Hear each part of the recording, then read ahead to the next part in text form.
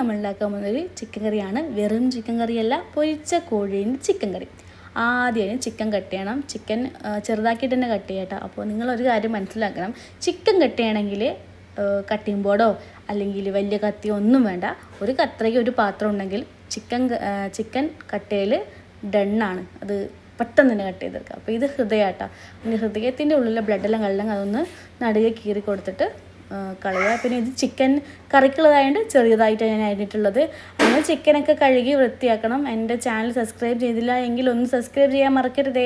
പിന്നെ ഒരു പാത്രം എടുക്കാൻ കുറച്ച് മഞ്ഞൾപ്പൊടി ഇടുക, മുളകും പൊടി ഇടുക, അതേപോലെ തന്നെ ഗരം മസാല ഇടുക, ഉപ്പിടുക, പിന്നെ സുറുക്ക ഇടുക.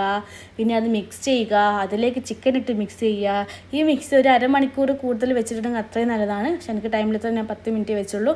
പിന്നെ അതാ ഉള്ളി എടുത്ത് അരിയാം, എല്ലാം അരിയാം. പിന്നെ വെളിച്ചെണ്ണ കണ്ട് നിങ്ങൾ നട്ടണ്ട. ഈ വെളിച്ചെണ്ണ തന്നെ പൊരിച്ചെടുത്ത് ഇതിൽ തന്നെയാണ് ആ കറി മൊത്തം വെക്കുന്നത്. അപ്പം ചിക്കൻ പൊരിക്കാനുള്ള ചിക്കന് ആദ്യം പൊരിക്കുക. പിന്നെ അത് ഒന്ന് മാറ്റി ഇട്ട് കൊടുക്കുക.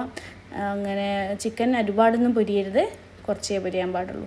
കുറച്ച് നല്ല അത്യാവശ്യം പൊരിയണം, ഒരു 50%. പിന്നെ ആ എണ്ണയിലൊക്കെ തന്നെ എന്താക്കുക, നമ്മുടെ വെളുത്തുള്ളി ഇഞ്ചി എന്ന് ചതച്ചിടുക. പിന്നെ ഉള്ളി നല്ല തിന്നായി എരിഞ്ഞിട്ടെടുക്കുക. അതിലേക്ക് ഉപ്പിട്ട് കൊടുക്കുക. പിന്നെ അതാ വീണ്ടും മഞ്ഞൾപ്പൊടി ഇട്ട് കൊടുക്കുക. മുളകും പൊടി കണ്ടിട്ടുണ്ട. മുളകും പൊടി കാശ്മീരി ചില്ലിയാണ്, ഒരു കളറിന് വേണ്ടി മാത്രം. പിന്നെ അതും ഇട്ട് കുറച്ച് മല്ലിപ്പൊടി ഇട്ട് അതിലേക്ക് നമ്മുടെ സ്വന്തം ഗരം മസാല, പിന്നെ വലിയ ജീരകം പൊടിച്ചതും കൂടി ഇട്ടെടുക്കുക. കുരുമുളക് ഇടുന്നുണ്ടായിരുന്നു, പക്ഷേ അതിൻ്റെ വീഡിയോ ഞാൻ എടുക്കാൻ വിട്ടുപോയി. പിന്നെ അതൊന്നും മൂത്ത് വരുമ്പോൾ അതിലേക്ക് തക്കാളി ഇട്ട് കൊടുക്കുക. പിന്നെ ചൂടുവെള്ളം അത്രയും ഇട്ട്, ഞാൻ ചൂടുവെള്ളം ഇല്ലാത്തതുകൊണ്ട് ഞാൻ പച്ചവെള്ളമാണ് ഒഴിച്ചത്. പിന്നെ അത് തിളച്ച് വരുമ്പോൾ അതിലേക്ക് നമ്മൾ ചിക്കൻ ഇട്ടെടുത്ത് ചിക്കനും കൂടി ഒന്ന് മിക്സ് ചെയ്യുക.